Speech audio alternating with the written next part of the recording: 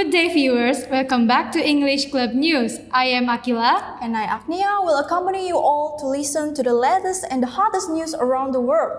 Alright, here are the first news.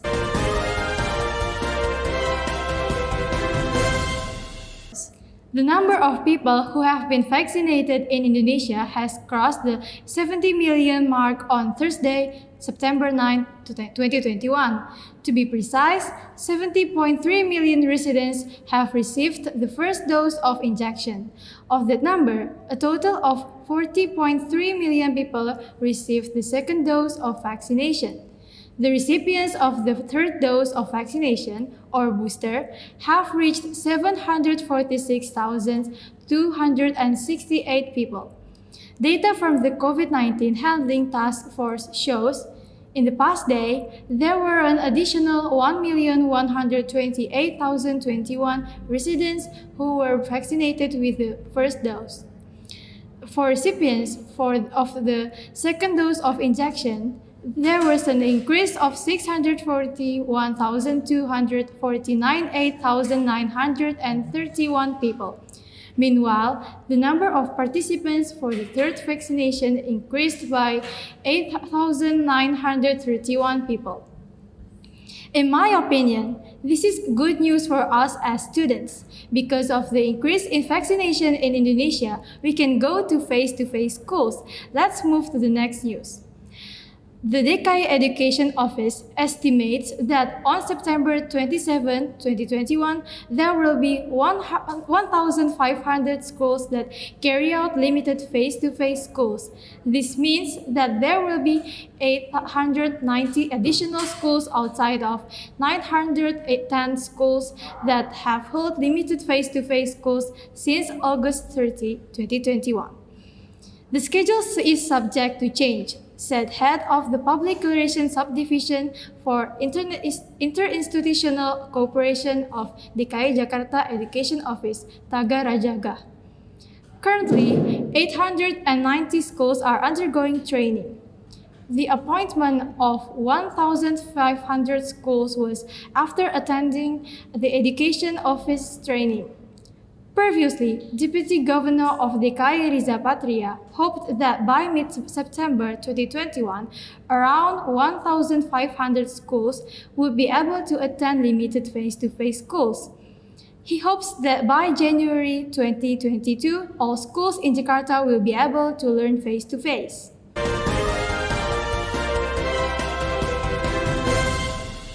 We move to international news. Malaysian security agency, in particular the police, are assessing the situation very careful after Japan issue an advisory to its citizens, including in Malaysia, over possible terrorist threat in Southeast Asia.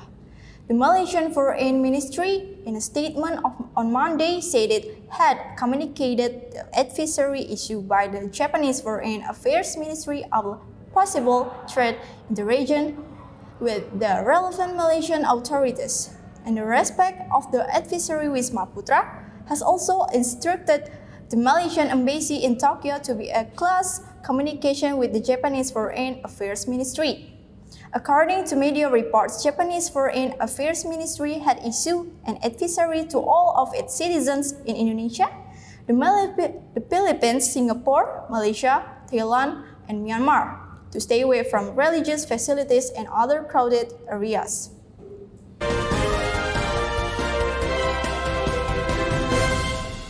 Celebrating the 10th anniversary of their existence in fashion industry, Erigo launched their very first runway collection as they made an exceptional appearance for New York Fashion Week 2021. As the foremost local brand that marked their place in international fashion affair, according to Medium.com, Erigo came out with an astonishing theme, Fashion Meets Function, creating a new movement of fashion forward. Erigo featured a bunch of local no-name in collaboration for the Spring Show 2021. Wow, I think it's really cool, right? Our local brand has been known to go international. Yes, I'm proud of my country. We should be more aware of local product because it has potential.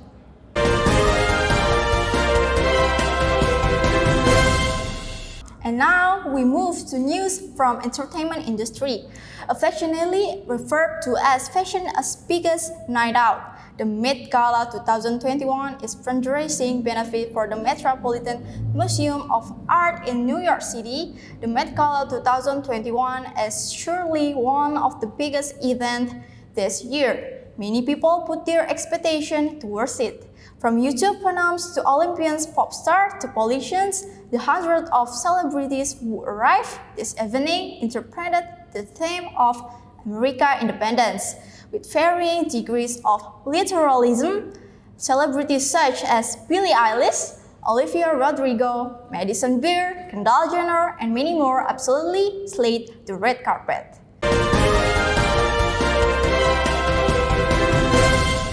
And now, we move to the last news from entertainment industry.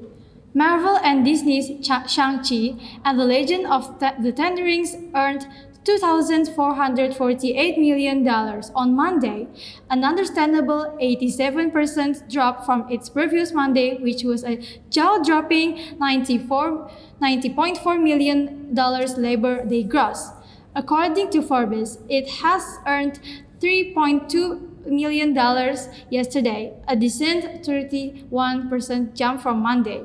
That's a decent jump even by pre-COVID cheap ticket Tuesday standards. It also doubled the 50% day 12 Monday to Tuesday jump for Black Widow and mid-July. Moreover, not only is the film past the domestic total of Sonic the Hedgehog $148.9 million in early 2020, it has passed the $150 million mark at the domestic box office. That makes it just the fourth film to do so in 2021 and the fifth in all of 2020 and 2021.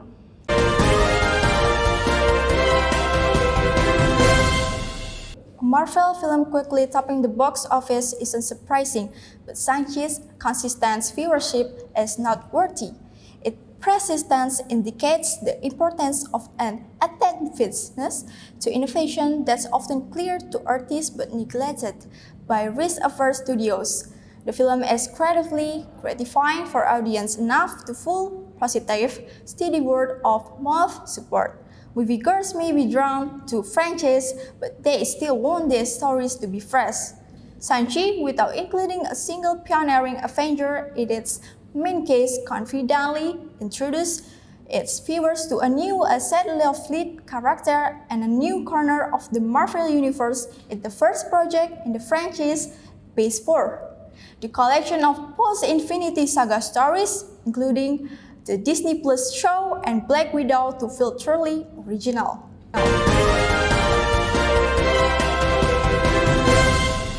Okay, that's all news we could present to you for today. If you have some critique and suggestion, please visit us on Instagram at @eche.tuskot. I am Akila. And I'm Nia. Thank you very much for your nice attention. See you next time at the same channel in our lovely program, English Scope News. Goodbye!